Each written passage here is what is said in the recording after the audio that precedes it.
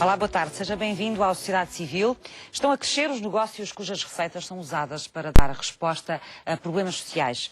Como é que se fazem estes negócios e que papel têm em momentos de crise? Empreendedorismo social é o tema desta Sociedade Civil.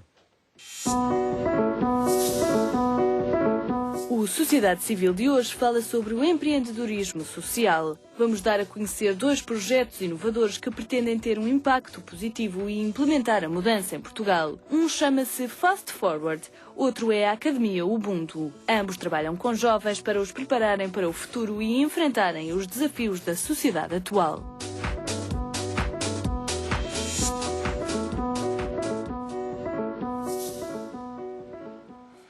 Vamos então conhecer de perto hoje o empreendedorismo social. Muito obrigada aos meus 4 convidados desta tarde na Sociedade Civil. João Cotter Salvado, vou começar por si, é diretor de investigação do Instituto de Empreendedorismo Social. Como é que distinguimos, ou o que é que distingue o empreendedorismo normal, como nós o conhecemos, ou tradicional, do empreendedorismo social? Boa tarde a todos, obrigado pelo convite, também em nome do IES. O que distingue este tipo de empreendedorismo do empreendedorismo que nós tendemos a chamar de tradicional é, no fundo, a missão. É o objetivo? É o objetivo final, não é? Se no empreendedorismo tradicional há um objetivo de criação de valor financeiro, normal, no empreendedorismo social há um grande objetivo que é a resolução de um problema que não está a ser resolvido na sociedade atual, que pode ser de vários tipos. Uhum. Não é? Podemos dizer que tem um fim solidário? Sim. Ou não é bem isso? Sim, eu prefiro dizer um fim de criação de valor social, um fim social. No fundo, existem problemas que não estão a ser resolvidos pelas empresas, pelo setor público, e o que estas soluções pretendem é, no fundo, resolver estes problemas sociais. Tem um fim solidário, também podemos dizer. Nesse aspecto tem, nesse não é? aspecto, sim. Luís Filipe Lages, bem-vindo. É fundador da plataforma Glocal. É Glocal que se diz ou Glocal? Depende se estamos em Portugal ou no estrangeiro. Então vamos dizer à portuguesa. Glocal Vision, o Vision é que é mais difícil. Ele é professor na nova School of Business and Economics da Universidade Nova de Lisboa. Este projeto Glocal Vision é um projeto que se encaixa no empreendedorismo social?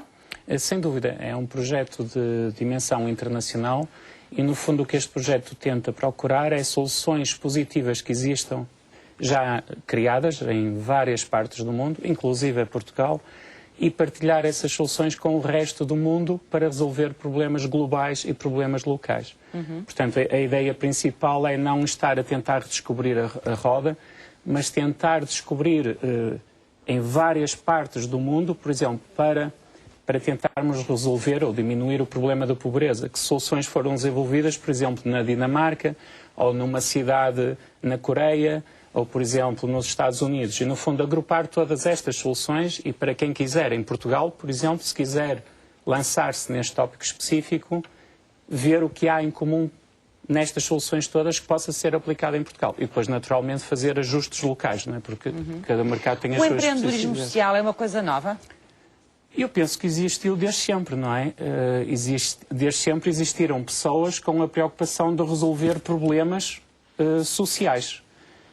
Agora, hoje em dia, como é óbvio, visto haver programas como a Sociedade Civil que no fundo estão a promover ideias positivas e a resolução de problemas de uma forma concreta, eu acho que é possível trazer isto a público e dar a conhecer casos que até, digamos, há 10, 15, 20 anos atrás não eram conhecidos, porque não havia, por exemplo, plataformas sociais, não é? E hoje em dia, com as plataformas sociais, eu penso que um pequeno projeto que foi desenvolvido num bairro muito pequenino, digamos, na Régua, por exemplo, pode ter um impacto brutal, sei lá, na Coreia, por exemplo. Porque as plataformas sociais permitem isso. Desde que haja um vídeo muito pequenino de 1 minuto em que diga o problema é este, a solução para resolver este problema é esta. Provavelmente Portanto, alguém permitem que as ideias se espalhem e que elas sejam aproveitadas de uma forma global. Exatamente. Ou seja, No fundo, muitas vezes sinergias. conceitos locais que funcionaram podem ser aproveitados Sem outro dúvida. ponto do globo, não é? E É isso vice-versa. na prática que está a dizer. Exatamente. Luís Menezes, bem-vindo, é Presidente da Associação Nacional de Direito ao Crédito. Antes de falarmos em concreto do que esta associação faz e da forma como trabalha, eu gostava também de saber um pouco qual é a sua ideia sobre isto. O empreendedorismo social é uma coisa nova, é uma coisa adaptada de práticas anteriores? Qual é a sua ideia?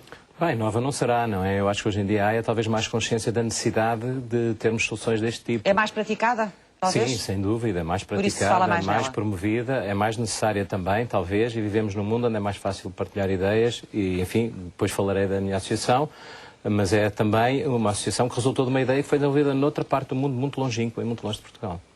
Portanto, o tal exemplo de que se falava há pouco, de que se pode aproveitar uma boa ideia noutros pontos, com adaptações, imagino Exatamente, eu, também, porque depois é preciso adaptar ao local onde se está, às pessoas, ao ambiente que se tem e à sociedade que se tem. João Paulo Mateus, bem-vindo, é diretor executivo da Fundação EDP.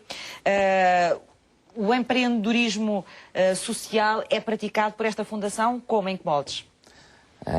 Primeiro, boa tarde, obrigado pelo convite e ter a oportunidade de, em conjunto com os meus colegas, podermos debater um tema hoje em dia tão importante no contexto atual. E, de facto, digamos, a questão do empreendedorismo hoje em dia, na Fundação EDP, que é um principal meio que o Grupo EDP criou já há quase 10 anos para poder também contribuir para aquilo que é uma responsabilidade da empresa. Qualquer empresa hoje em dia é uma responsabilidade social. Hoje em dia, para além de criar empregos, para além de criar lucro, as empresas têm que devolver isso também à sociedade, porque sem essa sociedade as empresas não poderiam ter esse lucro. E, portanto, está no ADN, está na genes do Grupo EDP a responsabilidade social. E no âmbito da responsabilidade social, a parte, digamos, de encontrar soluções que possam resolver problemas sociais é, de facto, hoje em dia uma prioridade. Hoje em dia a Fundação EDP tem várias áreas de atuação. A área social é a principal área de atuação, é a área onde nós investimos mais e temos vindo a aumentar o investimento nesta área. Não no sentido só, nós e penso que é importante também para a discussão de hoje, a Fundação não olha para a questão social no âmbito só do financiamento. Seria fácil. Seria ter dinheiro e entregá-lo. Só que o dinheiro, se é muito ou pouco, é sempre relativo. O relativo no nosso caso é, os problemas são tantos, temos de ser inovadores na maneira como nós tentamos resolver os problemas sociais. Portanto, tentam juntar esse empreendedorismo social à inovação. Sem dúvida. Nós, no caso na Fundação, nós olhamos para os problemas sociais na sua gênese, tentando ir à raiz dos problemas, tentando ir aos vários vetores, não é só o financiamento, é a capacitação das pessoas, é encontrar também maneira de fomentar as ideias, elas existem, as ideias existem. O problema muitas vezes é trazê-las ao de cima. E nós tentamos ajudá-la a trazê-las ao de cima, trazer essas ideias, pôr os vários agentes do terceiro setor a trabalhar em conjunto para desenvolver essas ideias, com parcerias, obviamente, fazemos isso com parcerias, e para além do financiamento, de facto levar essas ideias para o mercado, quando elas fazem sentido, para que elas se tornem sustentáveis. Que se tornem úteis à sociedade. Que ajudem a resolver problemas que outros não conseguem resolver. Imagino que ao longo destes 10 anos, e penso que a EDP foi das primeiras empresas, de uma forma talvez mais visível e mais clara, a definir este caminho com esta fundação, imagino que fizeram um percurso e que têm uma história em que foram aprendendo também a forma como se faz o empreendedorismo social. Tenho um pouco a ideia, o João depois já me vai ajudar, que o empreendedorismo social é uma coisa que se pratica, não é? E se vai aprendendo à medida que se vai praticando. Vamos ver o que é o empreendedorismo social e quais são os seus objetivos. Há vários exemplos de iniciativas destas no país.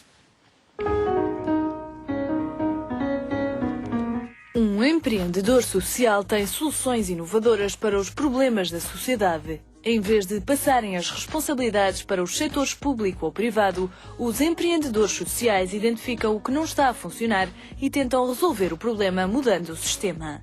De acordo com o Instituto do Empreendedorismo Social, para que uma iniciativa seja validada como um empreendedorismo social, deve respeitar 4 critérios base. São eles a resolução de problemas sociais ou ambientais negligenciados, ter um potencial de transformação positivo na sociedade, desafiar a visão tradicional e utilizar modelos de negócio inovadores, mas também ter um potencial de crescimento ou replicação noutro local.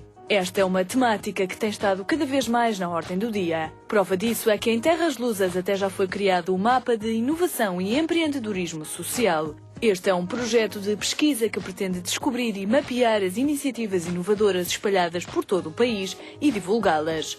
O Mapa de Inovação e Empreendedorismo Social em Portugal foi lançado em fevereiro de 2013 e quer contribuir para o crescimento e competitividade do setor social em Portugal.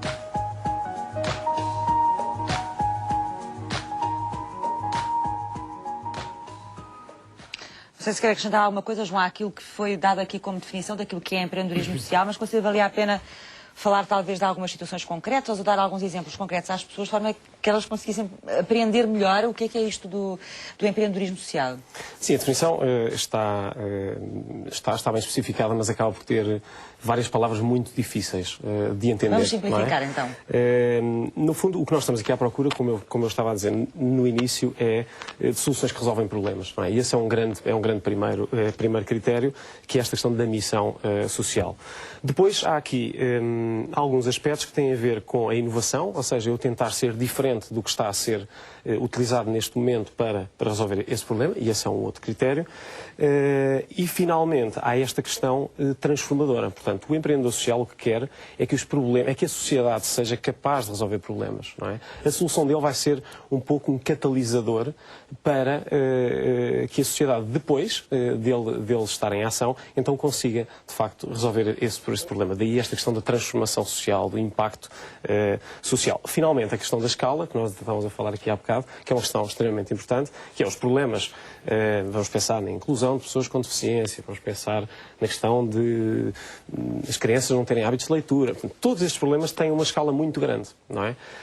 São problemas grandes que precisam de soluções igualmente grandes. E uma preocupação do empreendedor social é estar um pouco à frente ou ao nível do problema em si e, portanto, desenvolver soluções que são escaláveis, que são passíveis de poder transformar, de facto, este problema em algo positivo no final do dia.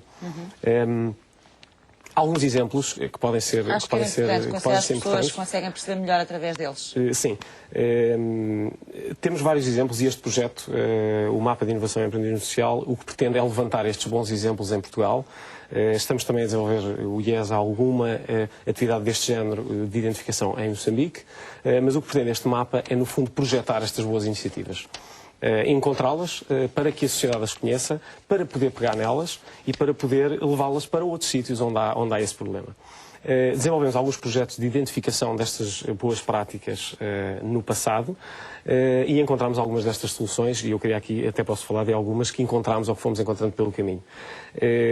Um centro de apoio à deficiência no Alto Tâmega, aqui em Boticas, tem uma oficina agrícola que tem uma missão terapêutica, ou seja, o grande objetivo dessa oficina é desenvolver competências nas pessoas com deficiência, que as permite depois integrá-las melhor a nível social e económico, e que no fundo explora 1 hectare apenas e exclusivamente com pessoas com deficiência mental. Logicamente, deficiência mental moderada e não profunda. No fundo, esta solução o que pretende é não só sustentar melhor esta organização, que tem despesas e que tem também problemas financeiros, mas pretende também dar uma solução nova às pessoas com deficiência. No fundo, esta oficina é uma solução que transforma aquela população com deficiência e, ao mesmo tempo, é sustentável por ela própria. E esta é um exemplo de uma solução. Outra solução... Vocês fazem só o levantamento da situação porque ela é original ou porque foi uma forma diferente de se chegar a uma solução para um problema, ou também procuram perceber os resultados disso? Sim. É que a ideia pode ser interessante e depois não trazer resultados. A nossa ideia e o que nós propomos à sociedade enquanto IES é identificar estas boas práticas, perceber porque é que elas funcionam, como funcionam, tentar perceber os grandes fatores que contribuem para elas funcionar bem e depois levar esta informação, este conhecimento, para que outros possam aprender com estas soluções da melhor forma. Nós temos um processo muito exigente de validação destas iniciativas que garantem que elas, chegando ao final e chegando ao final eleitas, digamos, então têm garantias de sucesso e podem ser divulgadas, sistematizadas a nível de conhecimento e depois levadas para formação, porque nós depois desenvolvemos processo de formação e de capacitação. Agora, como é que elas são divulgadas? Elas são divulgadas, neste caso, o Mapa de Inovação e Empreendedorismo Social tem um canal próprio, a nível de Facebook e a nível de página, e, portanto, já podemos encontrar lá vários vídeos destas boas iniciativas que nós temos encontrado, e depois, lá está, há uma sistematização de conhecimento que é transmitida aos nossos alunos posteriormente de uma forma didática para podermos depois estimular que estas boas soluções sejam adotadas também por outros que ainda não têm acesso a esta informação, porque é muito difícil ter acesso a esta informação.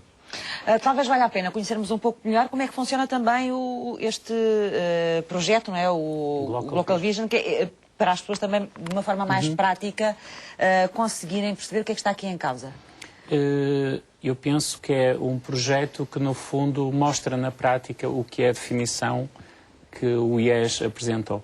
Portanto, a questão de ser positivo, a ideia da plataforma é soluções positivas para resolver problemas globais e locais. Estamos a falar de uma plataforma online só? Exatamente, online, mas que tem várias ações a decorrer no terreno e várias parcerias, eu já vou passar a falar daqui a um bocadinho.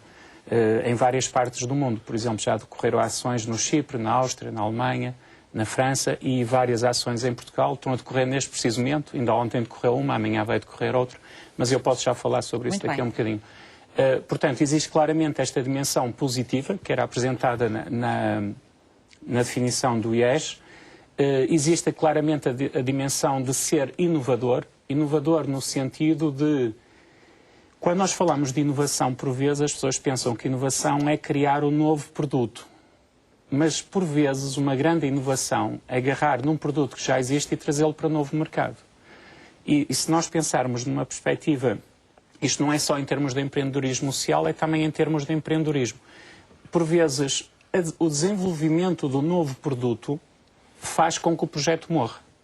E quando se agarra num produto que já existe, ou num serviço, ou numa tecnologia, numa ideia, numa patente, o que seja, que já está provado que funciona numa determinada parte do mundo, é muito mais fácil depois trazê-la para o novo mercado com pequenos ajustes. E até do ponto de vista que tínhamos falado anteriormente, de financiamento, do ponto de vista de um financiador que pensa tipicamente na questão de replicação, de crescer, de escalabilidade, etc. Quando vê que isto já funcionou em 5, 6 países do mundo, põe muito menos questões. E, portanto, a ideia da Glocal Vision é um bocadinho isso. Sente-se menos cobaia também, não é? Exatamente. Porquê? Porque está investido num projeto que já foi provado. Eu, por exemplo, na Faculdade de Economia da Universidade Nova de Lisboa, o que eu peço, por exemplo, aos meus alunos é, quando estão a resolver problemas de empreendedorismo social, antes de saírem com a vossa nova ideia, vamos descobrir o que já existe no mundo para resolver este problema.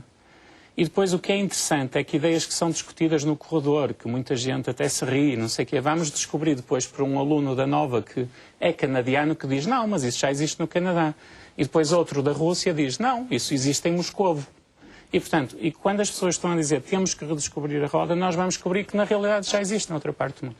E, portanto, a Glocal Vision o que faz é exatamente isso. E daí o nome ser inglês. Portanto, apesar de ter nascido em Portugal, como é transversal a todo o mundo e como as soluções são mundiais, se forem à plataforma vão encontrar projetos em português como vão encontrar, inclusive, em grego. Porque nós estivemos a semana passada no Chipre e houve centenas de projetos e documentários que foram lançados online em grego, não é? Porque... Qualquer pessoa pode ter acesso a essa plataforma, ter acesso à informação sobre esses projetos. É tudo aberto. E também pô-los em prática, ou ideias. Exatamente. Daí em prática. Exatamente. E para isso, completamente livre a informação que é lá colocada. Portanto, exatamente. Porque a ideia é mesmo isso, é partilhar as soluções, é dizer o que é que correu mal, o que é que correu bem. E para isso é que temos depois as ações no terreno muito concretas. Por exemplo, ontem tivemos uma ação que era como é que as organizações não governamentais conseguem encontrar fundos em tempos de crise, que é tipicamente um dos problemas que surge. O que é que nós fizemos nessa sessão? Tivemos a falar de aspectos como o crowdfunding, que é claramente um dos tópicos quentes hoje em dia em Portugal. Tivemos a falar de como fazer o seu plano de negócios. Tivemos a falar do que é um elevator pitch, no fundo, a definição muito concreta do problema, definição muito concreta da solução e o que é que se deve dizer em termos de financiamento, como é que se vai utilizar esse financiamento. Tivemos a falar do que é a visão da empresa, como é que ela deve estar alinhada com a visão do mecenas, do financiador e por aí fora. Portanto, podíamos estar aqui a falar horas sobre... Mas, no fundo, a ideia da plataforma não é dizer esta é a solução. A ideia é dizer, para resolver este problema já existem... Mas depois, por exemplo, dessa ação que me estava a falar, estávamos a dar esse exemplo das ONGs e das dificuldades agora em obterem financiamento, o que é que sai dessas ações? Eu posso saem dar propostas, exemplos muito concretos. Saem ideias, essas ideias são colocadas na plataforma. Também. Para que é que servem as discussões? Exatamente. Eu posso dar exemplos muito concretos. Nós tivemos lá várias associações na área da saúde. Por exemplo, a AMI, por exemplo, esteve presente nesta ação de formação e que esteve a trabalhar em conjunto com outras associações. E quando nós estávamos a discutir um problema específico, alguém na audiência disse, mas nós já estamos a resolver esse problema. E o que eu disse foi, porque é que não se sentam então, vão partilhar os serviços, vão partilhar os mercados. E 1 mais 1 passa a ser igual a 10. Portanto, a ideia do empreendedorismo social... E as pessoas partilham? Exatamente. Ou ainda guardam muito para elas? Eu penso que existe uma cultura de mudança. E isso, o tópico que a Eduarda refere, é claramente um tópico quente, que é... Eu acho que é importante sair desta ideia de competição pelos fundos para competição, como os americanos dizem, competition. Okay?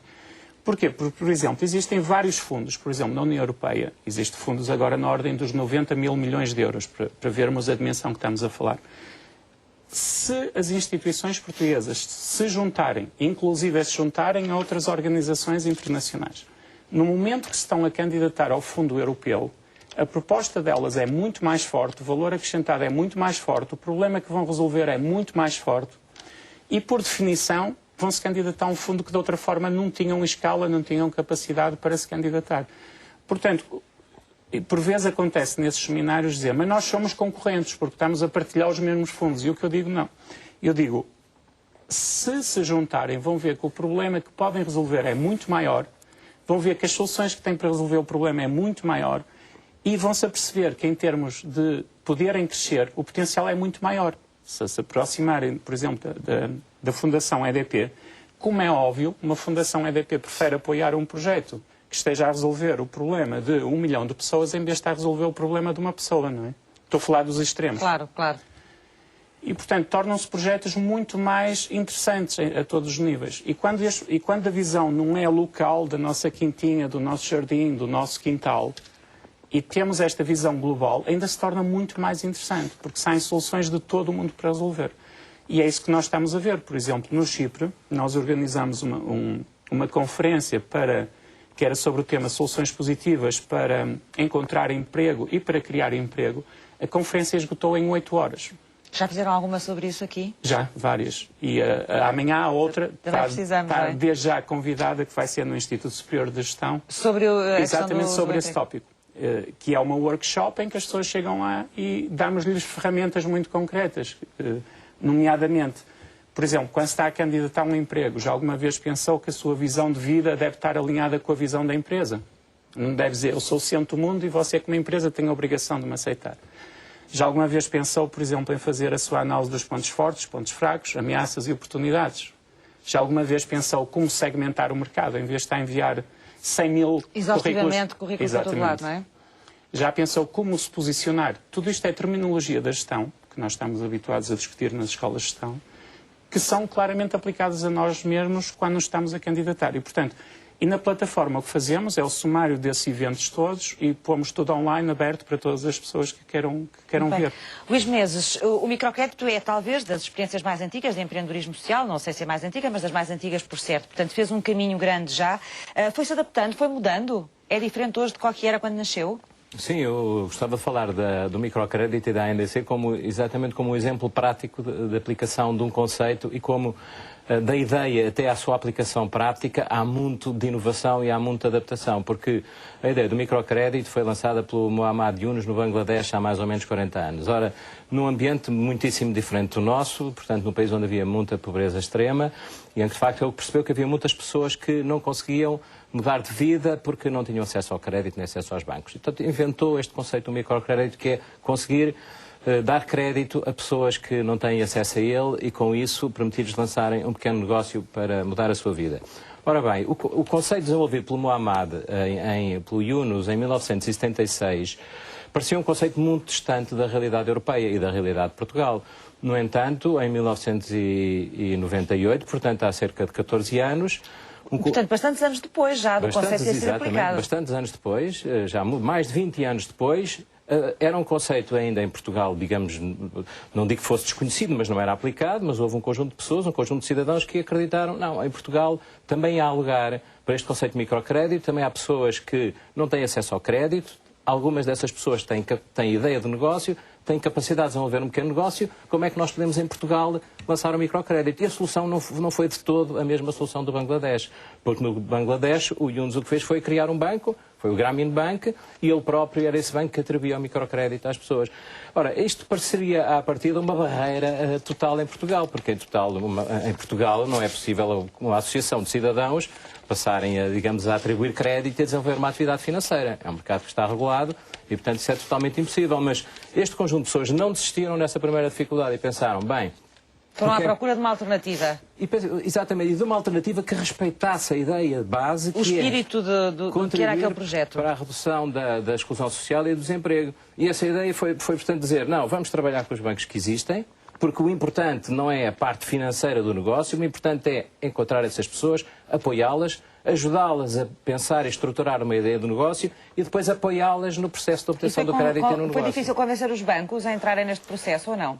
Bem, eu não fui um dos fundadores, que não posso falar por essa experiência, mas claro conheço a história da instituição e, portanto, pelo que sei, foi muitíssimo fácil encontrar um banco que logo do início apoiou esta ideia. Provavelmente porque já conhecia o projeto, não? Exatamente. Já tinha ouvido falar dele. E porque se identificou também com a missão e percebeu que havia ali uma oportunidade. Na altura foi o Millennium BCP, com quem a ANDC tinha um contrato, digamos, de exclusividade.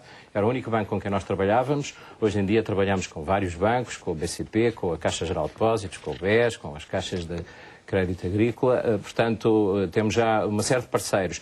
Porque, de facto, aquilo que nós consideramos que é o essencial da nossa atividade é o apoio a estas pessoas que, sem o apoio do crédito e sem o apoio também de alguém que as ajude a conceber e lançar o seu negócio, não seriam capazes de sair de uma situação muitas vezes desesperada em que estão. Portanto, para essas pessoas, contactar a ANDC e, portanto, nós temos, digamos, serviços de atendimento que recebem qualquer pessoa, quem tem uma boa ideia de negócio, não tem acesso ao crédito, precisa de apoio, telefones, vá à internet, escreva microcrédito no Google ou ANDC no Google, tem os nossos contactos.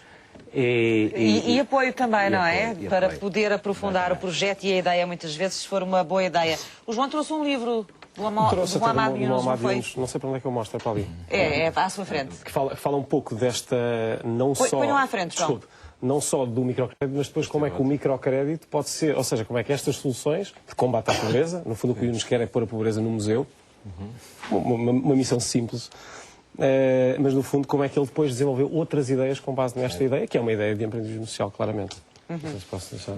Isso é outra ideia interessante, não é? Começar com uma ideia e depois começar a desdobrá-la e a desenvolvê-la noutras ideias.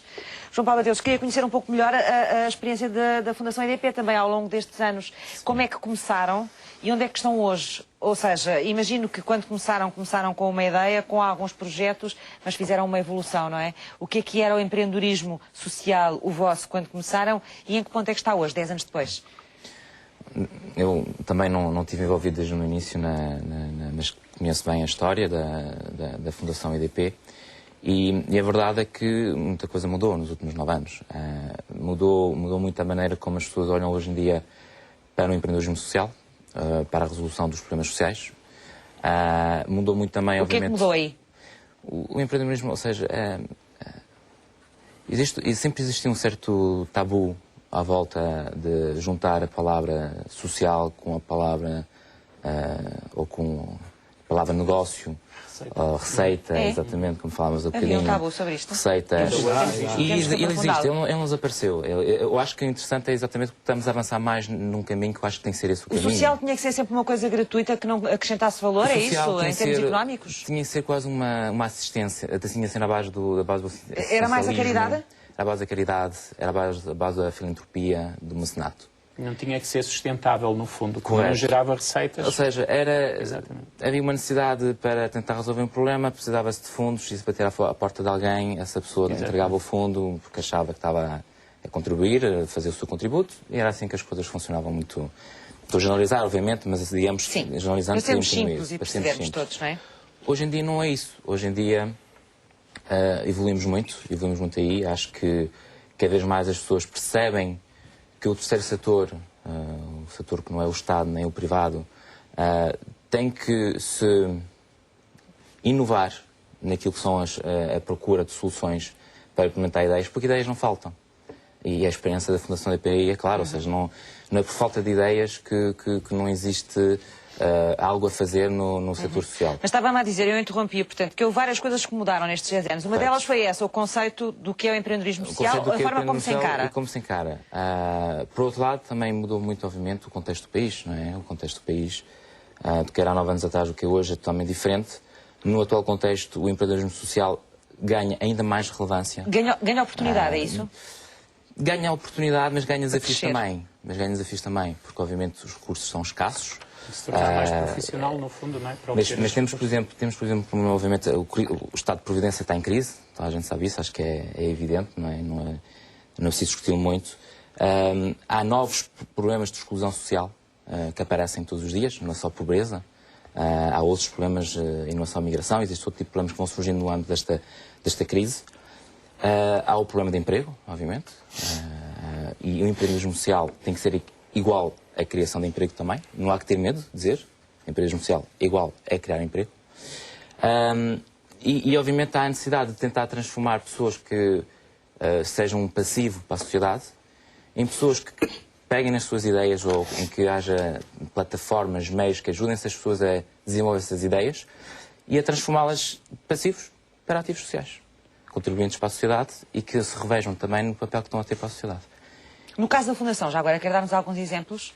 No caso da Fundação, nós obviamente... Disso mesmo que estava a dizer agora, de ideias que surgiram, que se transformaram em projetos e se tornaram úteis à sociedade. Exatamente. Por exemplo, nós temos uma iniciativa, chamamos Social Lab, é um laboratório de ideias, cujo objetivo... Agora temos este hábito, passamos tudo para inglês, não é? Por isso é que eu passei para o laboratório de ideias, exatamente para fugir à palavra inglesa, senão ainda nos acusam de trazer demasiados anglicismos para cima da mesa. Um laboratório social. Um laboratório social, tal como já existe no setor no privado, no setor no mercado onde as empresas procuram lucro. Nós desenvolvemos, não somos os únicos, mas também temos a nossa metodologia de desenvolver um laboratório que ajuda um pouco a incubar ideias sociais, de negócios sociais. Como é que ele funciona? Como é que as pessoas chegam a esse laboratório? Olha, por vários meios. Tantos nos podem bater à porta, como podem vir através de parceiros, por exemplo, através do IES, com quem nós também trabalhamos nos vários vetores que o empreendedorismo social tem, porque não é só o financiamento, é também a capacitação, e o IES, obviamente, tem um papel muito relevante em Portugal hoje em dia.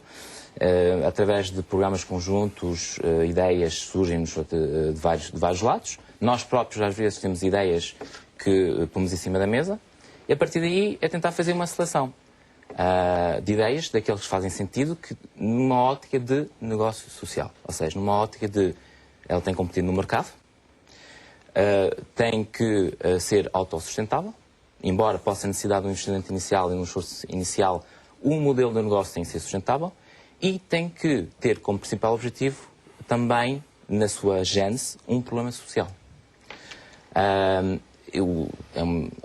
Existe há cerca de um ano, nós lançamos isso há cerca de um ano e meio,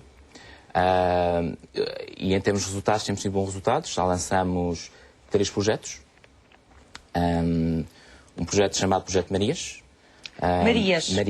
Marias, um bocadinho simpaticamente, quando chamamos é um projeto que visa fomentar o empreendedorismo a nível de empregadas domésticas. Mas aí está.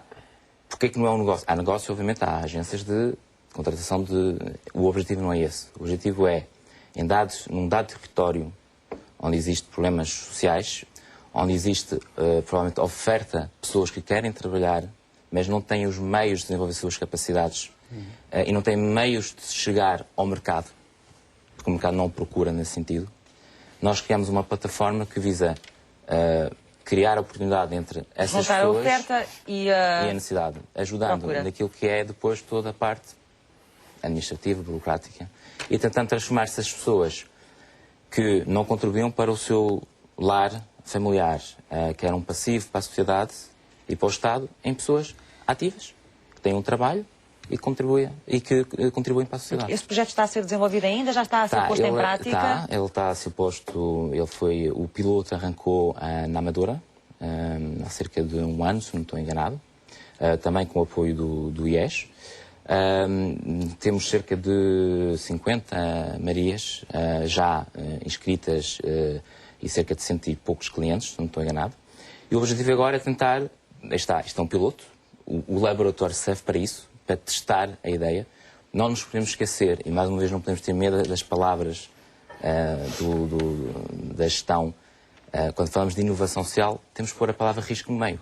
Ou seja, nós não podemos ter medo de querer avançar com uma ideia, porque ela falha. O projeto tem que funcionar. Tem que funcionar. Temos que e se não testá-lo. funcionar, é preciso... Tem que testá-lo numa lógica de sustentabilidade. Exatamente. Está sempre um risco, não é? Há sempre um risco. Portanto, ele tem que ser sustentável. Ele tem que ter uma lógica de mercado. Ele tem que ter uma lógica de poder se autofinanciar. Ele concorre com outras ofertas que existem no mercado com o mesmo objetivo para os mesmos clientes. E, portanto, tem que saber competir com isso e tem que ser autossustentável em relação a isso. Se não for, é como todas as ideias, não é?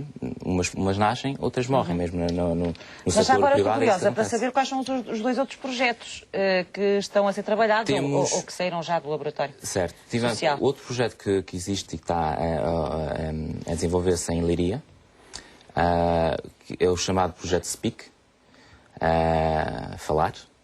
E é um projeto muito interessante, porque aqui este projeto foi desenvolvido também com uma associação local em Leiria e visa a inclusão social de imigrantes, melhorar a inclusão social dos imigrantes. E a ideia foi um pouco de tentar ir buscar as pessoas que queriam aprender uma língua estrangeira e que o objetivo é que ele vai ter que ensinar essa língua, ele vai poder aprender essa língua, mas ao mesmo tempo tem que ensinar a sua. E, portanto, é numa lógica de colaboração, de troca e de partilha. As pessoas dão aulas e recebem aulas em língua. Obviamente que aqui o objetivo, acima de tudo, é o convívio e a partilha de cultura. Onde é que está o negócio? O negócio não está nesta parte. A parte é que esta parte, que é o social, tem que ser depois sustentada pela parte que é o negócio. E o negócio é o mesmo Speak, mas pago. Ou seja, numa lógica de uma escola de línguas, com programas específicos. Já não é numa lógica de integração social, numa lógica de pessoas. Imaginemos uma pessoa que tem que ir estudar para o estrangeiro, fazer um curso, algo do género, e que vai daqui a 2 meses. Há um programa específico desenhado para essa pessoa aprender essa língua. Tem que pagar esse programa. O objetivo é que este pilar do negócio financie o pilar social. E que haja uma autossustentabilidade do negócio, do projeto, através desta componente. E jogar, digamos, o social com o negócio. Muito bem. E ainda havia um terceiro. Havia um terceiro, que é um outro projeto que lançamos no ano passado, em Lisboa. Chama-se Linhas sobre Rodas. É um projeto de linhas sobre rodas. Aliás, a publicidade é interessante porque vê-se uma costureira em cima de uma moto, cujo objetivo era tentar potencializar costureiras que estavam no desemprego, através da criação de um serviço de assistência no trabalho ou domicílio para trabalhos de costura, e onde ia-se buscar a roupa, levava-se e depois voltava-se a entregar ao cliente. É um projeto cujo componente social era aproveitar as tais costureiras que estavam numa situação social complicada e trazê-las ao mercado. Portanto, a competir, mais uma vez, com outras soluções que existem no mercado a nível deste tipo de serviços. E este projeto também arrancou ano passado, o piloto terminou há pouco tempo. Ainda não tem resultados, não é? Já vamos voltar. O Fast Forward, que já ouvimos falar aqui, é um projeto de empreendedorismo social. Ele forma jovens que pretendem iniciar-se no meio empresarial. A sociedade civil foi conhecê-lo de perto. A TES, a Associação para o Desenvolvimento, é a promotora da iniciativa Fast Forward. Lançado em 2011, este projeto pretende aumentar a empregabilidade e inclusão socioprofissional. O que nós fazemos em cada uma das edições, selecionamos um grupo de cerca de 30 jovens e depois com esse grupo, ao longo de aproximadamente 7, 8 meses, trabalhamos com eles todas as competências que, apesar de tudo, as faculdades, as escolas profissionais ainda não apostam tanto, que é as chamadas soft skills. No fundo, aqui competências que são transversais a qualquer área profissional, a qualquer área de interesse, e que são as competências que, no fundo, o mercado de trabalho valoriza quando vai recrutar jovens que ainda não têm experiência profissional e, portanto, além da sua formação de base, vai procurar o que é que podem ser os fatores diferenciadores, o que é que podem ser mais-valias. Este projeto tem um programa que inclui ações de formação semanais em competências pessoais e sociais, coaching e mentoria. Dar ferramentas aos jovens para que tenham um autoconhecimento maior e uma boa preparação para o mercado do trabalho são alguns dos objetivos a alcançar. O programa funciona numa lógica de edições anuais e em cada edição o que fazemos é abrimos candidaturas. Esta edição nós temos candidaturas a decorrer em outubro e novembro de 2012. Ainda fizemos um processo de seleção longo, com candidaturas online, depois entrevistas e prova de grupo. Esta segunda edição tivemos 293 candidaturas e selecionámos estes 30 jovens que estão a participar e contamos agora também poder trabalhar no sentido de ter uma terceira edição e de voltar a abrir candidaturas. Jovens entre os 18 e os 25 anos podem candidatar-se ao programa Fast Forward. A idade média dos participantes neste projeto é de 22 anos, sendo que uma parte destes são da área das ciências sociais, mas também as ciências e tecnologias e as artes estão representadas. Eu acompanhei os resultados e acho que eles foram muito, muito positivos. Até se poderá falar melhor deles, mas conseguiram, e muitos dos jovens que por ali passaram e que eu também conheci, neste momento, ou já estão no mercado de trabalho, ou estão a iniciar o mercado de trabalho, e de facto conseguiram alcançar ou atingir aquilo que era realmente o seu caminho. Relativamente aos resultados desta segunda edição, e ainda, apesar de ainda estar a meio do programa, acho que podemos estar todos satisfeitos, os jovens principalmente, porque dos 30 candidatos e que estão a fazer o programa, 9 deles já estão no mundo do trabalho. Esta é uma iniciativa que conta com o apoio e o financiamento de empresas públicas e privadas e algumas até do setor financeiro. Desta forma é possível promover o contacto direto entre estes jovens e o atual mercado do trabalho, fornecendo-lhes ferramentas e uma rede de contactos que se pode vir a revelar essencial.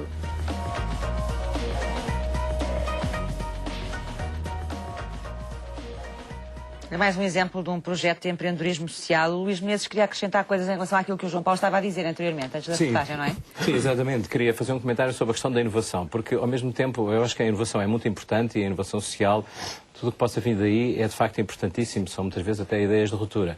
Mas também tenho receio que essa componente de inovação afaste muitas pessoas que pensem que empreendedorismo social é só quando se tem uma ideia luminosa ou quando se encontrou uma ideia que toda a gente vai ficar boca aberta. Bom, já se falou aqui até que às vezes, muitas vezes o melhor é reciclar ideias ou pegarem ideias que já existem, não é? E adaptá-las. Sim, e era um pouco isso que eu queria chamar a atenção. Talvez que a inovação, deve haver inovação nos projetos sociais e nos projetos de empreendedorismo social, na mesma medida em que tem que haver inovação em qualquer projeto de empreendedorismo.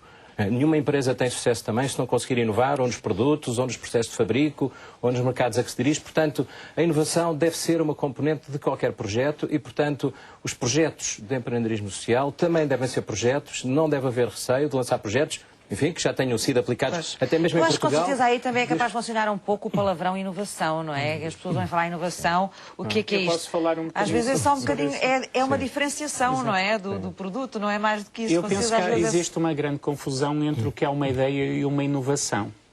Isso também ajuda a justificar porque é que muitos projetos de empreendedorismo social não funcionam. Portanto, a grande diferença entre uma ideia e uma inovação é uma ideia não está aprovada no mercado. E pode ser uma tecnologia que se investiu milhões de euros, mas é uma ideia.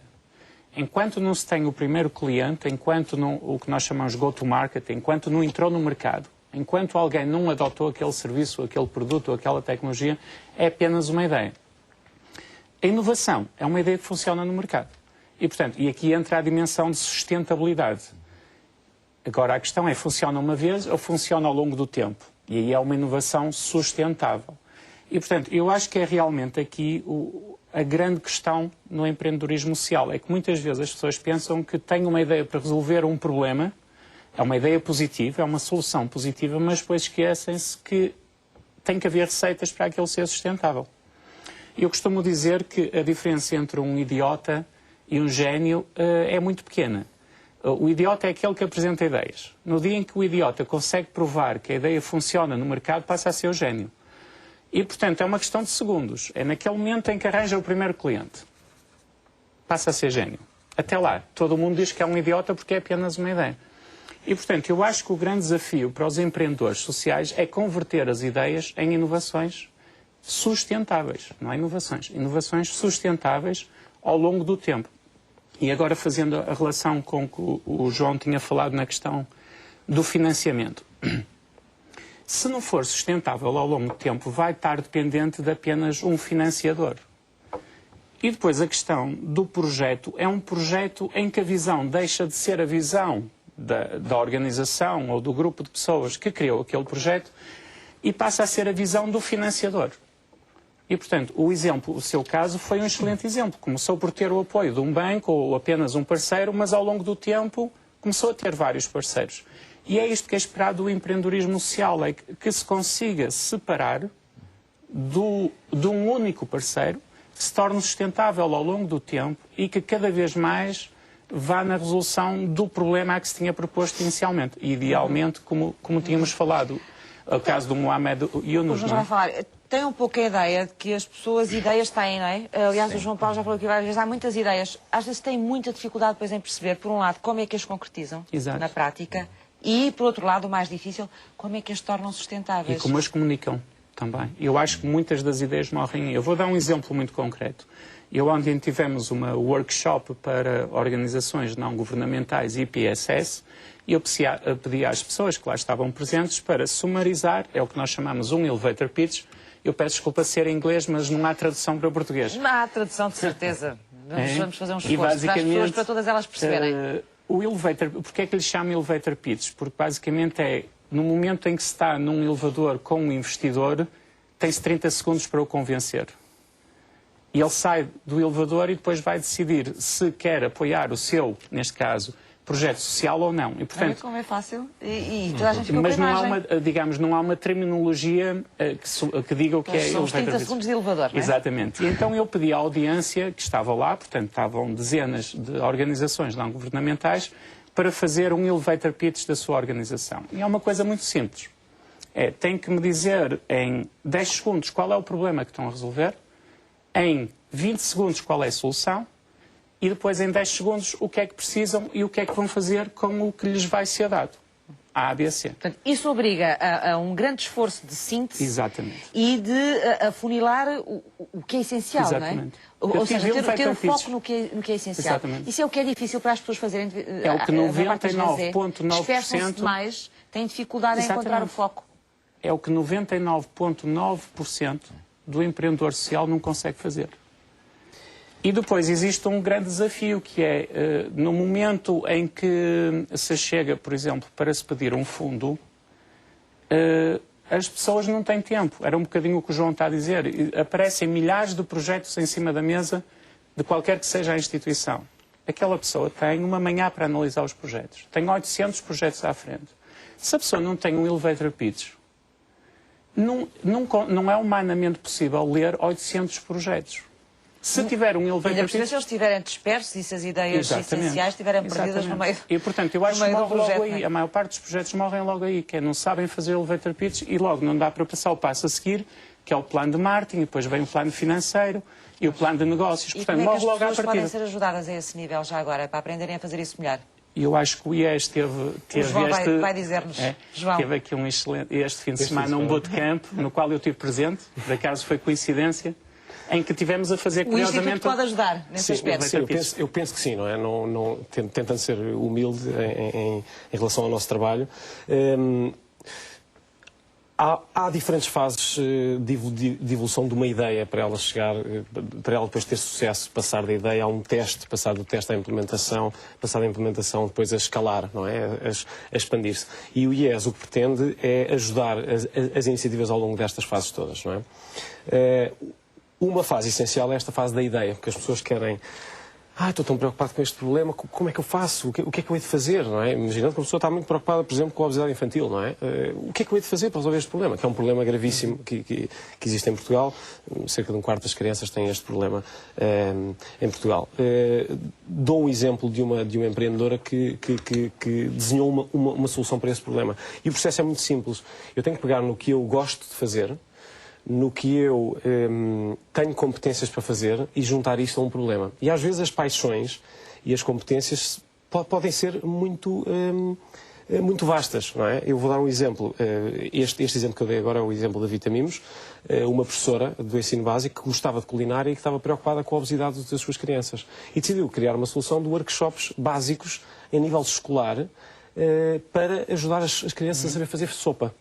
Não é? Uma coisa tão simples como isto transforma a sociedade e eles têm, quer dizer, mais de 1.500 crianças já fizeram workshops com a... E eles estão a fazer isso que é pelo país, é? E estão a fazer isto, estão ainda numa fase de teste, têm uma estrutura física que está adaptada para workshops para crianças, que é uma estrutura muito interessante do Parque da Lagoa, em Carcavelos, e fazem isto, disseminam isto noutras escolas básicas por todo o país. Onde está o negócio? Onde está o negócio? Estes workshops podem ser parcialmente pagos, não é? E a estrutura física da Vitamimos no Parque da Lagoa vende comida saudável a outras pessoas que passeiam no parque, não é? Portanto, é um híbrido. Estas ideias são sempre híbridos, não é? Tem uma lógica de criação de valor social e de valor económico. E é isso que torna às vezes a gestão difícil destas iniciativas.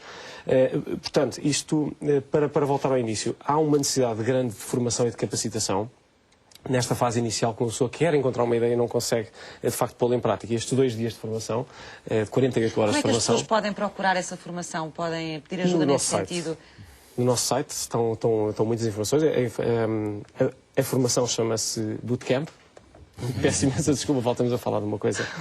Mas eu já vou falar de outro bootcamp daqui a um bocadinho. O que é um bootcamp? Um bootcamp é um programa muito intensivo, de 48 horas, que uma pessoa entra com uma ideia, ou com um protótipo de uma ideia, ou com uma ideia de mudar o mundo e sai segunda-feira pronta a testar a sua ideia.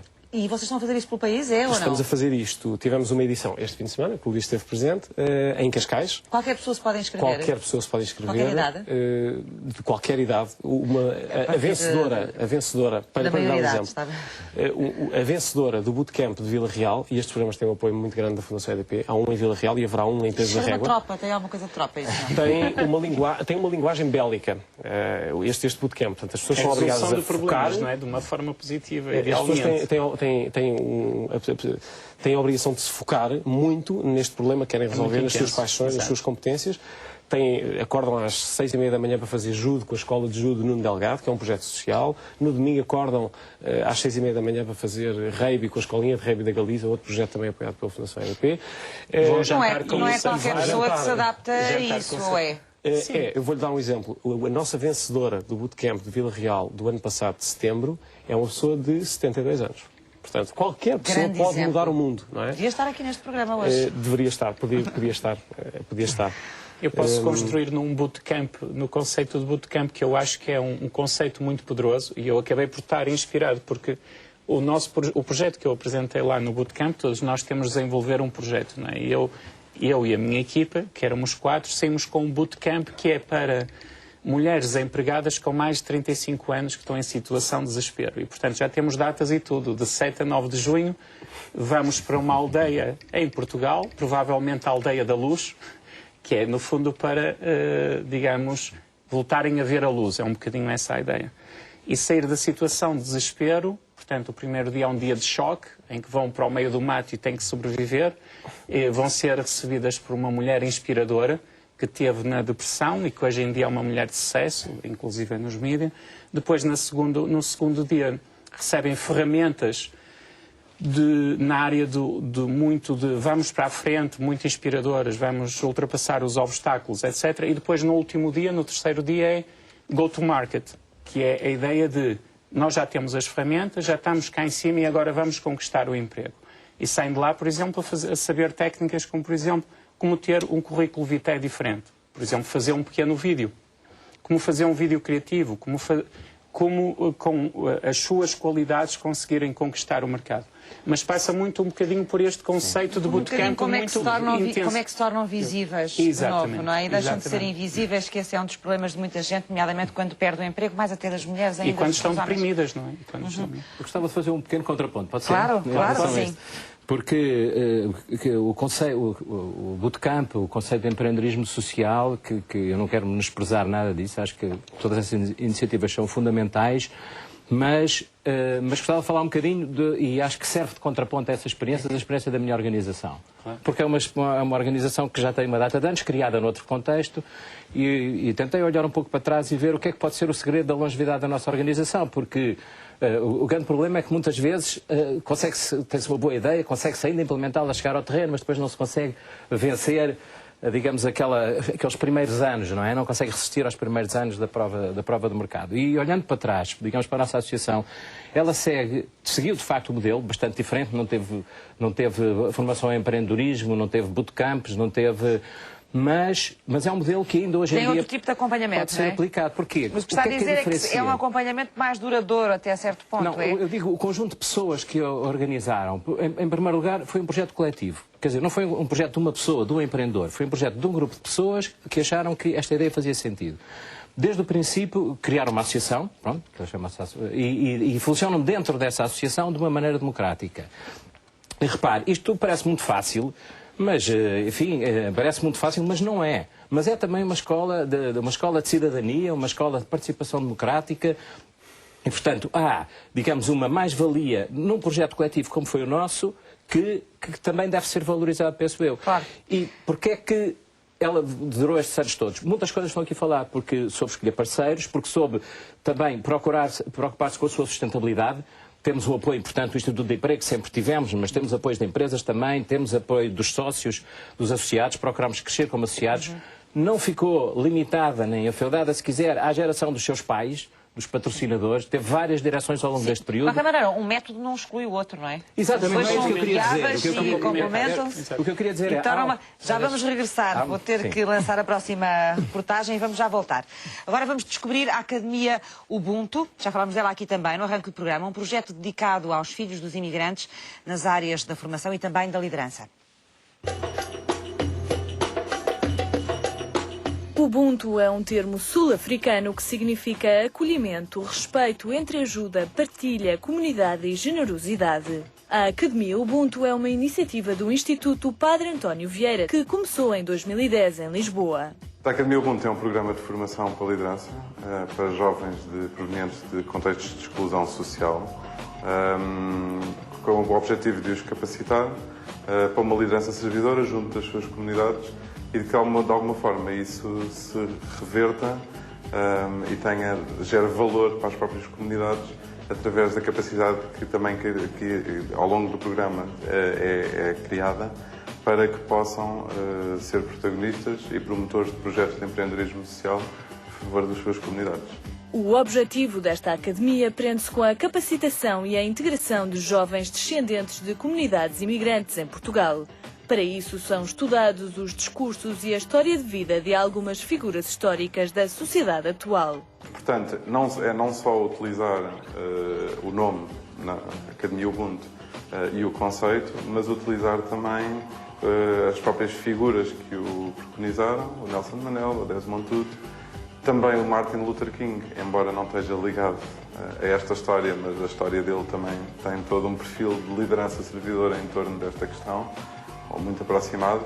Foram os três inspiradores da primeira edição da Academia Ubuntu, que depois, na sua metodologia, também teve uma série de dinâmicas inovadoras que se foram realizando. É uma formação não formal, portanto, nós chamamos seminários aos encontros que se realizam de 15 em 15 dias, tendo por base um contexto de formação académica. Portanto, um dos nossos parceiros é a Universidade Católica, que neste caso cede o espaço e é onde são as formações, mas também sempre misturando estes seminários, não sendo sempre portanto, localizados ali, às vezes com algumas atividades mais inesperadas noutros lugares. Jovens com idades compreendidas entre os 18 e os 35 anos fazem parte desta iniciativa.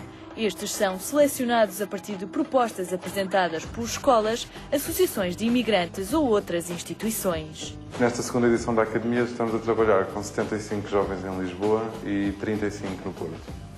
Essa é outra novidade na segunda edição, é que estamos a fazer em Lisboa e Porto, em simultâneo. Atualmente são 110 os jovens que pertencem à Academia Ubuntu. Com projetos de empreendedorismo em áreas tão distintas como a música, a dança, a gastronomia ou a promoção da saúde, estes jovens já estão a implementar a mudança nos seus bairros.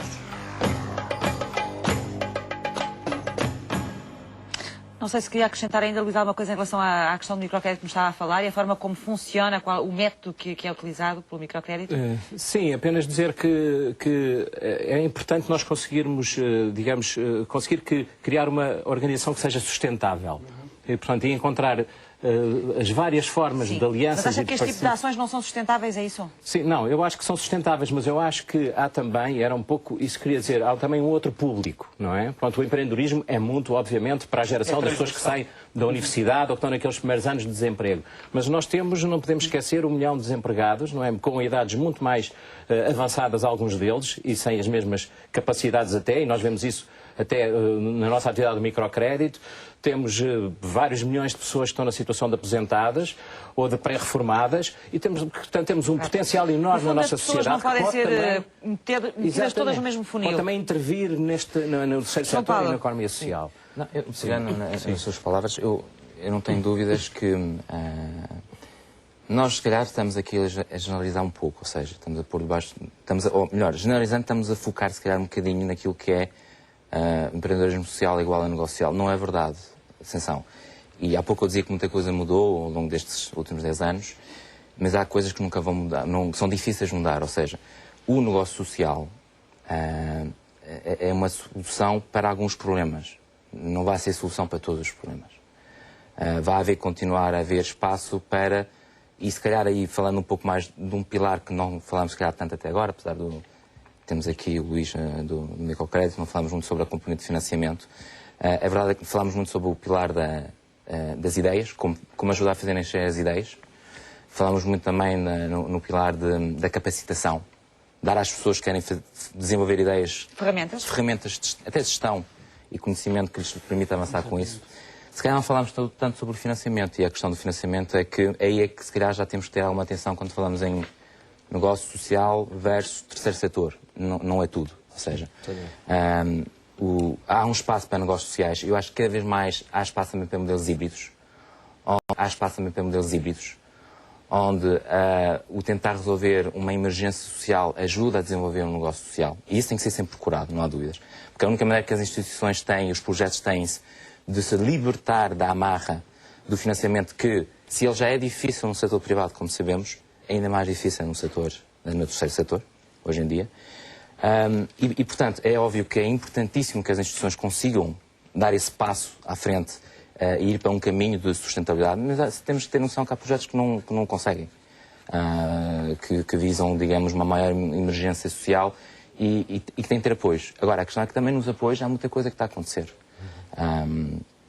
Desde a tradicional filantropia até ao microcrédito, até, por exemplo, instrumentos como o crowdfunding ou a Bolsa de Valores Sociais, que é um projeto que a Fundação IDP também lançou em parceria com a Euronext e com a Fundação Carlos Gulbenkian há cerca de um ano e meio, e que hoje em dia é uma plataforma, é uma bolsa, tal como existe a Bolsa de Valores Mobiliários, é uma bolsa de projetos sociais, onde os projetos se apresentam a potenciais financiadores que têm toda a informação sobre o projeto, escolhem o projeto, contribuem para o projeto e depois há um seguimento do projeto para essas pessoas, ou seja, há relatórios ao longo do tempo como é que esse projeto é implementado e os seus resultados.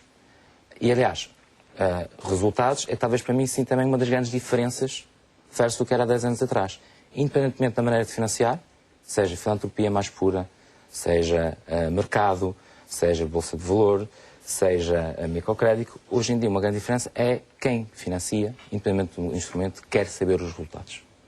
E as instituições precisam destas ferramentas de gestão, como o bootcamp ou outras parecidas, para poderem, de facto, estarem preparadas quando forem bater à porta. E, como dizia o Luís, e têm 30 segundos para apresentar um modelo, têm a noção que quem os vai financiar necessita de saber o que é que vai acontecer com aquele dinheiro e quais são os resultados desse dinheiro. Porque, se não tiver resultado... A pessoa que tem a ideia ou que tem o projeto tem que falar a mesma linguagem que as empresas. Cada vez mais. Não é? As empresas, das instituições, dos financiadores, etc. Portanto, eu acho que é importante as instituições, as organizações, IPSS, etc., porem-se no lugar de quem vai dar o financiamento. Portanto, eu, por exemplo, nos últimos dias tenho recebido vários e-mails a dizer assim: por favor, ponha uma cruz no IRS para contribuir para a minha instituição. E eu vou ver, não percebo o que é que a instituição está a fazer. E com este recebi vários e-mails esta semana, e a semana passada e a semana anterior. E, portanto, há aqui uma falha grave, que é o princípio básico, como eu estava a dizer, de um elevator pitch, é qual é o problema que estamos a resolver. É o ponto de partida. Portanto, se alguém quer que eu ponha a cruz no IRS, tem que me explicar qual é o problema que está a resolver. E esse problema tem que estar alinhado com a minha visão de vida. Porque há milhares de problemas para ser resolvidos, só que tanto as instituições, as fundações, as empresas, nós próprios como pessoas, nós estamos mais alinhados com a resolução de uns problemas específicos do que outros. E somos mais sensíveis a uns Exatamente. que outros também. Logo, se não houver orientação para o consumidor, orientação para a empresa que vai financiar, etc., morre aí a ideia. Eu gostava só de acrescentar uma coisa, que é o financiamento é crítico. Mas eu queria falar dos financiamentos precisamente, porque em relação àquilo que o João Paulo estava a dizer, gostava de perceber se o facto de termos hoje mais formas diferentes de financiar os projetos não é uma vantagem, não é positivo. Sem dúvida. Sem dúvida. Eu acho que hoje em dia, se calhar a grande inovação que existe é também na maneira ou nas soluções que as ideias hoje têm no mercado para pôr os projetos, ou seja, para as coisas nascerem, para as coisas acontecerem. As ideias, como eu dizia, não é por falta de ideias, as ideias não são um problema no empreendedorismo social em Portugal. O problema no empreendedorismo social é capacitação, é encontrar essas ideias, é saber onde elas estão, daí o mapa de inovação social. Mas é também reinventar as formas de financiamento, ou não? E elas estão a ser inventadas. Ou encontrar novas formas de financiar. Por vezes fala-se muito em financiamento e esquece uma variável-chave, que é a redução de custos. E eu vou dizer um exemplo muito concreto, que é, por exemplo, nós na Faculdade de Economia da Universidade Nova de Lisboa, nós temos 300 alunos que se inscreveram no programa de voluntariado para dar apoio a ONGs. Portanto, eles estão lá. Temos uma base de dados com os alunos que estão dispostos a trabalhar em ONGs em todo o mundo. Portanto, uma ONG, muitas vezes, em vez de estar a aumentar aos custos, pode telefonar para a Faculdade de Economia da Universidade Nova, para o Gabinete de Desenvolvimento do Aluno e dizer: nós temos esta visão... Também é uma ideia isso, não é? Exatamente. Portanto, estamos a reduzir custos. Neste caso é uma ideia de poupança. Exatamente. Outro exemplo, parcerias. Se bem que esses alunos indo pelo mundo fora fazer voluntariado também trazem alguns custos, não trazem só... Mas pode ser o caso. Só o caso. Nós na ANDC temos 14 pessoas, daí a nossa equipa são 14 pessoas. Depois temos 50 voluntários, cada um deles com a sua função específica. Eu, por exemplo, sou voluntário, não é? Estou na direção da ANDC como voluntário, não faço parte desta Também não. É um bocadinho utópico pensar que vamos fazer tudo à custa de voluntários. Claro. Não, mas é um ponto de partida. Nada do que estamos aqui a falar é um ponto de chegada, não é?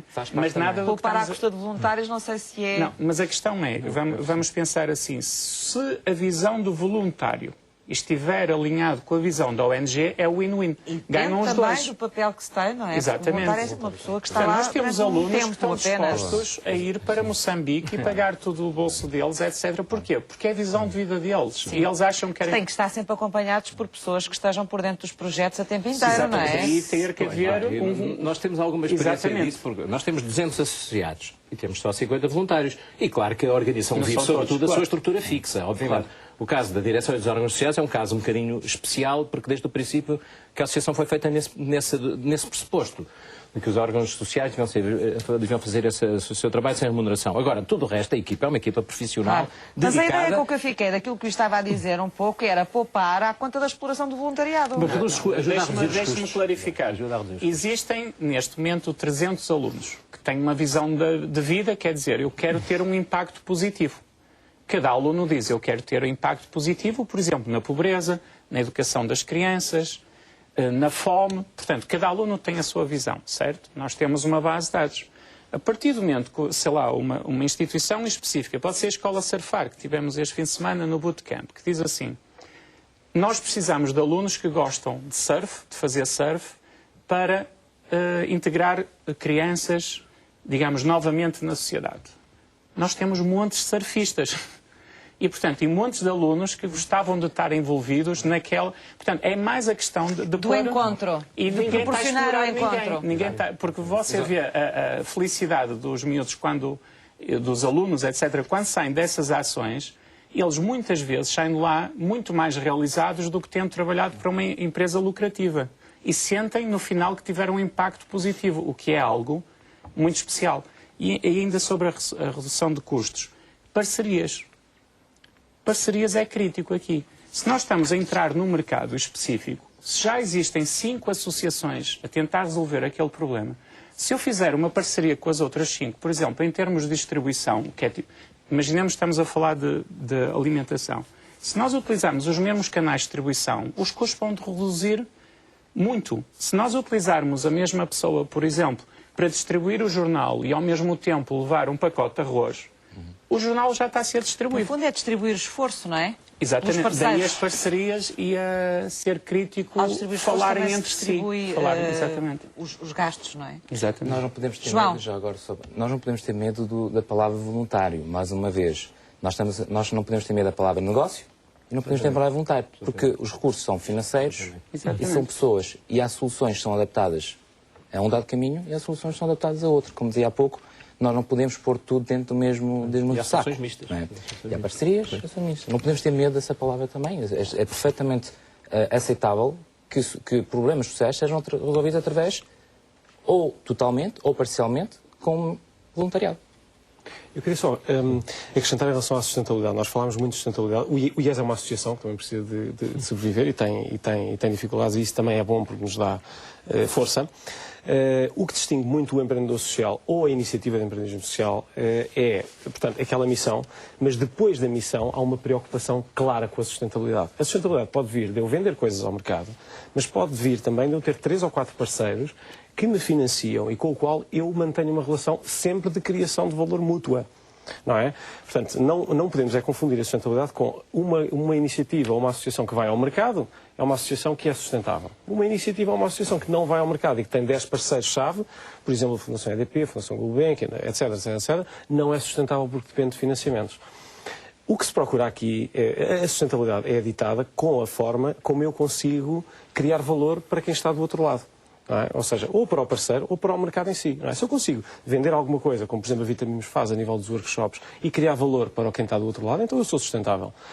Se uma outra associação, como é o caso de, por exemplo, a Operação Nariz Vermelho, que também tem algumas receitas de mercado, que é um projeto que a Fundação apoia também, mas que precisa de alguns parceiros, mas ela tem que criar valor para esse parceiro. Não tem que ser lucro, não é? Não tem que ser lucro, tem que criar valor. E o parceiro? É lucro social. Tem que criar lucro social. E, portanto, aqui a lógica do financiamento. Portanto, há várias coisas que o empreendedor precisa, não é? Precisa de recursos humanos, precisa de universidades que querem mudar o mundo e que querem formar novos recursos ou novos líderes que têm uma componente social. Precisa de centros de conhecimento e buscar informação se não precisar. Precisa de livros, precisa dessas coisas, etc. Precisa de um capital social. Precisa ter acesso a este tipo de incubadoras que a Fundação EDP tem, ou laboratórios para acelerar as suas ideias. E precisa também de uma componente de financiamento que eu até nem gosto muito de chamar financiamento, prefiro chamar investimento social. Portanto, quando o parceiro coloca dinheiro... Mas porquê? Financiamento tem uma carga negativa, é? Eu acho que financiamento se eu financio alguma coisa, não estou à espera de receber algo em troca. Eu acho que investimento dá um pouco mais o ar de comprometimento. Dá outra responsabilidade, é isso? De lado a lado, não é? O que uma empresa, por exemplo, que dá ou que coloca dinheiro numa associação pretende é, por um lado, se calhar pode tentar obter novos clientes, imaginando, esta é uma componente mais financeira, mas pretende também resolver um problema. E o que é que acontece? Se essa iniciativa resolver bem o problema, então este investimento que eu estou a fazer está a ser pago e bem pago, ou que tem um retorno, que no fundo um retorno social, que pode ser financeiro também, não há muitos projetos que relacionem os dois, mas há uma tendência neste momento grande para revolucionar um pouco o sistema de financiamento para ser um sistema de investimento social, e algumas das grandes fundações têm sido, no fundo, motores deste desenvolvimento. E há soluções interessantes, como o crowdfunding, por exemplo. Eu gostava de agarrar no vídeo que foi falado anteriormente e também no que o João acabou agora mesmo de falar, que é, por exemplo, o papel da academia. Eu vou dar 2 exemplos de 2 projetos muito concretos que estão a decorrer neste momento na Faculdade de Economia e que o primeiro teve um sucesso incrível, que tem a ver com soluções positivas para promover o sucesso escolar. E o que é que a Faculdade de Economia fez em parceria com a Global Vision? Levou crianças de infantários e crianças da escola primária a visitar uma universidade. Estamos a falar de 80 crianças. Se nós pensarmos, um dos principais motivos por causa que está por trás do abandono escolar é uma criança de 5 anos, quando alguém lhe diz, ou 6, ou 7, ou 8, quando alguém lhe diz tens que estudar porque vais para a universidade um dia, ela não sabe o que é a universidade. Portanto, por definição, o que nós lhe estamos a dizer na cabeça da criança, se nos pusermos no lugar dela, não faz sentido. Portanto, o incentivo está errado. Voltamos àquela questão que Então, e por visitarem a universidade, uma tarde ficam a saber o que é a universidade, ficam a saber o que é o edifício. Iria ficar Provavelmente vão ter dificuldade de abarcar na mesma o que é uma universidade, ou não? Foi um evento que decorreu durante uma manhã, 5, 6, 7, 8, 9 anos, escolas privadas e públicas. As crianças ficaram fascinadas. Com a grandeza, não é? Provavelmente, sim, porque as escolas privárias são mais posso lhe dizer pequenas, muito rapidamente, muito sinteticamente, o que é que se passou nesta manhã. Os responsáveis pelos diferentes departamentos da universidade foram dizer: nós somos o gabinete da licenciatura, por exemplo, que somos as pessoas que trazem para aqui os meninos da licenciatura. Depois alguém vem dizer o que é o gabinete do mestrado. Depois alguém vem dizer: nós, nos serviços financeiros, somos aqueles que damos o cheque ao final do mês ao vosso pai, porque senão vocês não têm brinquedos. Depois veio alguém dizer... Um bocadinho assustador. Eu estou, basicamente, a generalizar, mas as pessoas começaram a perceber, ok, isto é uma universidade. Entraram na biblioteca e disseram: há um sítio que tem mais livros do que a minha casa. Portanto, nunca imaginavam, nunca na vida, muitas daquelas crianças tinham estado numa biblioteca. E, portanto, ficaram fascinadas com a biblioteca. Depois tiveram uma aula de inovação e criatividade, em que tiveram jogos, em que houve, basicamente, uma aula sobre os direitos das crianças. Elas falaram 30 minutos sobre os direitos das crianças. Portanto, as crianças sabem de longe mais que os alunos. Eu fui dar essa aula e eu é que aprendi com eles. Portanto, eu não conseguia estar 30 minutos a falar dos direitos das crianças. E tínhamos lá 80 crianças a dizer o direito da criança 1, 2, 3, 4, 5. E, portanto, foi uma experiência que elas nunca mais vão esquecer. Como é, elas têm outra consciência hoje dos Agora, direitos delas. o segundo projeto, só para concluir. Por exemplo, no próximo ano nós vamos criar uma cadeira que se chama Global Business Challenge. E basicamente nesta cadeira o que vamos ter é 200 alunos a resolver os problemas do mundo. E basicamente é muito simples. Um exercício, não é? É um exercício. Não, mas muito prático, muito concreto. Portanto, vamos pensar nos modelos de financiamento, como ser sustentável, etc. Por exemplo, fome. Vamos ver que soluções... É um ano inteiro de trabalho dedicado a isso. É um semestre. É um semestre. 200 alunos. E cada um vai ter que ser com a sua solução, vai ter que apresentar publicamente, vão ser feitos vários eventos com vários parceiros, etc. E basicamente vamos ter, por exemplo, para a fome, vamos ter 40 soluções, por exemplo, que são já desenvolvidas a nível mundial para resolver esse problema, com modelos de financiamento sustentável que podem depois, em parceria com as instituições, ONGs, IPSS, etc., que vão participar nesse evento, em parceria com os mídias, etc., serem trazidas para Portugal. E vice-versa. Quando é que isso vai começar? Começa já em setembro. Começa em setembro? Sim. Luís, quer acrescentar coisas em relação a isto que estamos aqui a falar, nomeadamente em relação às questões do financiamento, considera importante? Não, o financiamento é fundamental, penso eu, não é? Pronto, o financiamento é sustentável, mas é preciso, e concordo inteiramente com o que disse o João também, não é? Portanto, quer dizer, não devemos ter medo. O financiamento não tem que se fazer exclusivamente através do mercado e do mecanismo de mercado. Em muitas instituições deste setor não é assim. Agora, a instituição tem que ser sustentável, tem que criar valor e tem que fornecer esse valor a um preço que seja razoável em relação aos custos que tem. Basicamente. Estamos quase no final. O João queria acrescentar coisas ainda, não queria? Já percebi? Queria, se for assim uma mensagem já final, acho que sim. Nós temos dados europeus que dizem que 4 em cada 100 pessoas estão envolvidas de alguma forma com o empreendedorismo social e que este número é de facto crescente. Isso é um valor global. Isto é um valor global. Não é a realidade europeu, nacional. Não é a realidade nacional. Nós pretendemos ter dados em relação à realidade nacional o mais rapidamente possível. E sabemos também que este tipo de organizações são organizações que estão a crescer muito, principalmente por causa do que o João Paulo estava a dizer, a questão que há problemas cada vez maiores, há um Estado que se calhar não tem as condições certas para resolver alguns dos problemas e daí estas soluções positivas, sempre positivas, têm vindo a crescer imenso. Com dados do Reino Unido diz que 73% destas organizações sociais têm crescido a nível de receitas, a nível de beneficiários, a nível de clientes, enquanto que as PMEs têm crescido a uma taxa muito inferior, na ordem dos 30%. Portanto, o que eu queria dizer era, há muito mercado e há muita necessidade de se criarem novas organizações. Há caminho para fazer. Há caminho para fazer, nesta área. sempre tendo em consideração... Uma em cada 4 instituições, hoje em dia novas, são de empreendedorismo social. Uma em cada 4. Portanto, estamos a falar de 25%. Neste momento, há 11 milhões de pessoas a trabalhar em instituições sociais na União Europeia. 11 milhões, portanto, não estamos a falar de 2, 3 pessoas. Existe claramente um mercado, existe claramente muitos problemas para ser resolvidos que não estão a ser resolvidos pela sociedade. João, ia concluir? Queria só concluir. Logicamente que algo que transforma tem sempre risco, e falámos um bocadinho dessa questão do risco. Mas as organizações que estão no terreno e que neste momento estão a resolver problemas e estão a resolver bastante bem, têm aqui uma oportunidade de, por um lado, encontrar novas formas de financiamento ou de investimento, através desta nova ideia de negócio social, mas também têm uma oportunidade de resolver melhor os problemas. Por exemplo, a questão, e volto ao exemplo inicial, a oficina agrícola, que eu estava a falar na ordem da deficiência, eles têm uma série de centros ocupacionais, uns que têm a ver com o teatro, os que têm a ver com as artes, etc. E este é o centro que tem melhores resultados a nível social. Portanto, não só é uma forma de sustentar melhor a sua atividade, mas também de resolver melhor os problemas sociais. Era um pouco esta mensagem que eu queria Muito obrigada, vamos ter que avançar. Comemora-se este mês o Dia Mundial da Segurança e Saúde no Trabalho e é o tema das respostas dos parceiros de hoje.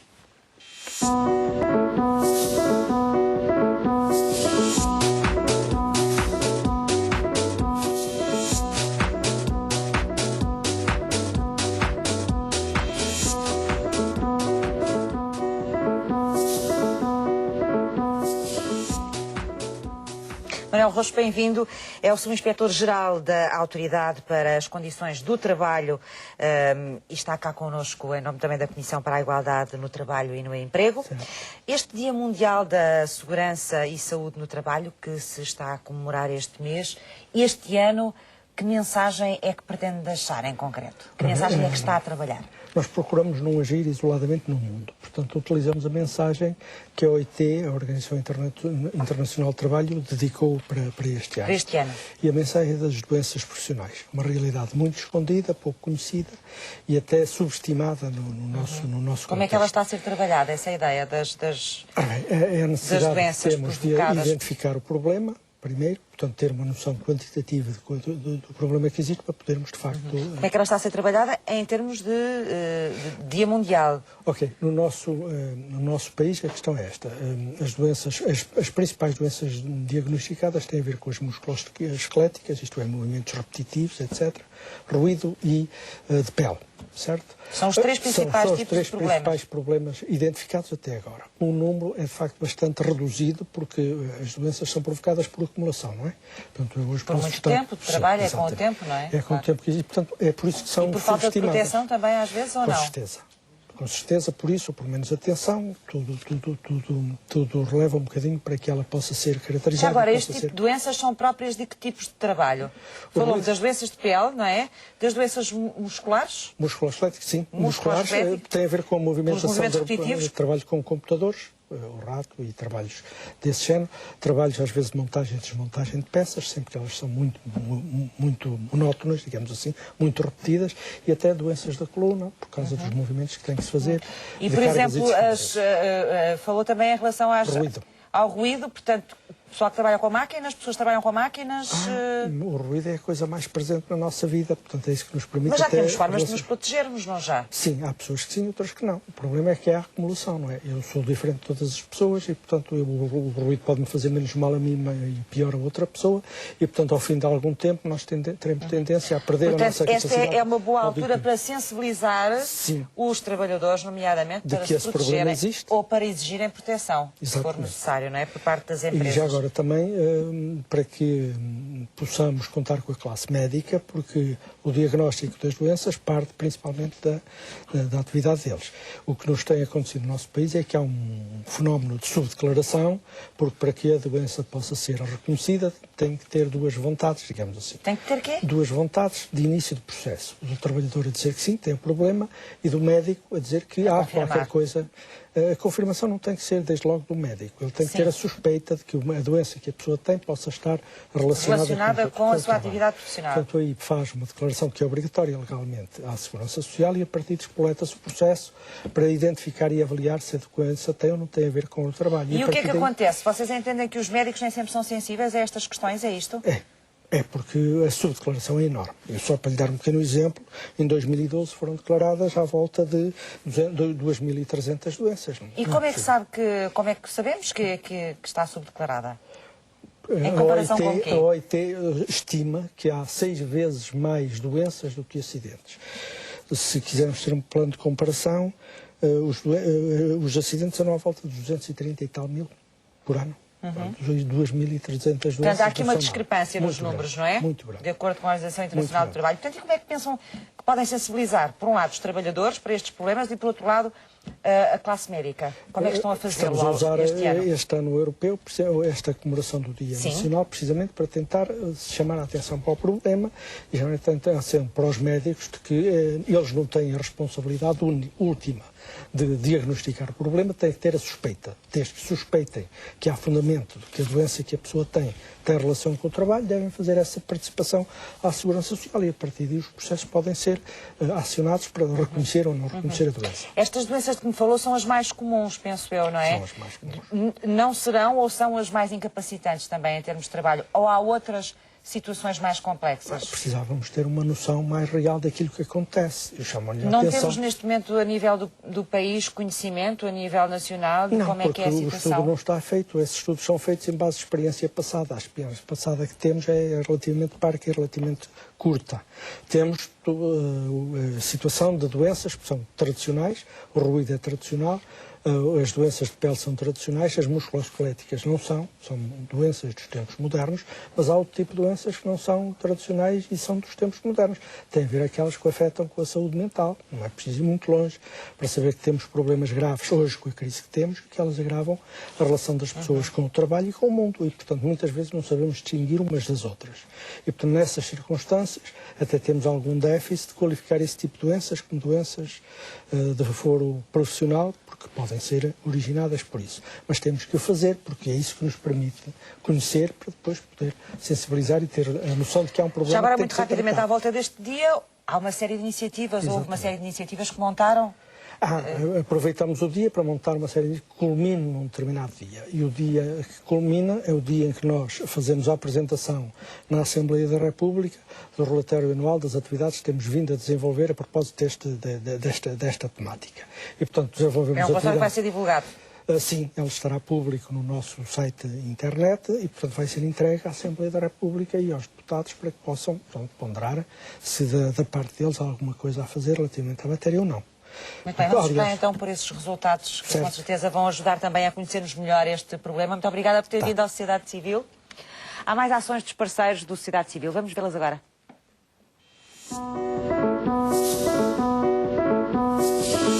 A Associação Novamente organiza o primeiro concurso para cuidadores de pessoas com traumatismo crânioencefálico. A formação decorre no dia 18 de maio, na sede da instituição em Cascais, e pretende fornecer uma visão abrangente sobre este trauma e reforçar o papel das famílias na promoção do bem-estar. A Associação Nacional de Jovens Empresários recebe a formação Licenciamento Simplificado para Empreendedores. A oficina decorre no dia 8 de maio e pretende dar a conhecer a simplificação dos procedimentos abrangidos pela iniciativa Licenciamento Zero. A Fundação Portuguesa das Comunicações organiza uma mesa redonda para a discussão do papel das jovens mulheres nas tecnologias de informação e comunicação. O encontro decorre no dia 9 de maio na instituição em Lisboa. O Centro Nacional de Cultura organiza uma viagem biográfica e literária a Londres sob o olhar da reconhecida escritora inglesa Virginia Woolf. A peregrinação acontece entre os dias 7 e 13 de maio. Saiba mais em cnc.pt. Odivelas destaca-se como a capital da lusofonia na 4ª Bienal de Culturas Lusófonas. A iniciativa é inaugurada no dia 3 de maio e decorre até 16 de junho com uma série de exposições, lançamentos de livros e fóruns. Conheça a programação em cm-odivelas.pt. Estamos a fechar o programa de hoje. Agradeço aos meus convidados esta tarde que nos vieram aqui dar a conhecer melhor esta realidade em Portugal do empreendedorismo social. Deixo também 2 sugestões de leitura antes de fecharmos o programa. Tim Harford, o livro Adapte-se. O sucesso começa sempre pelo fracasso. Falámos um pouco aqui disso também, que não há que ter medo dos fracassos, não foi, João Paulo? É uma sugestão de leitura, um livro com muito boas críticas e premiado, distinguido pela Bloomberg. E depois, Valdemar Cruz escreveu Histórias Secretas do Atentado a Salazar, um livro sobre a história recente portuguesa. Estamos no fecho do Sociedade Civil. Lembro-lhe que pode encontrar os próximos temas que vão estar em debate na página do programa no Facebook.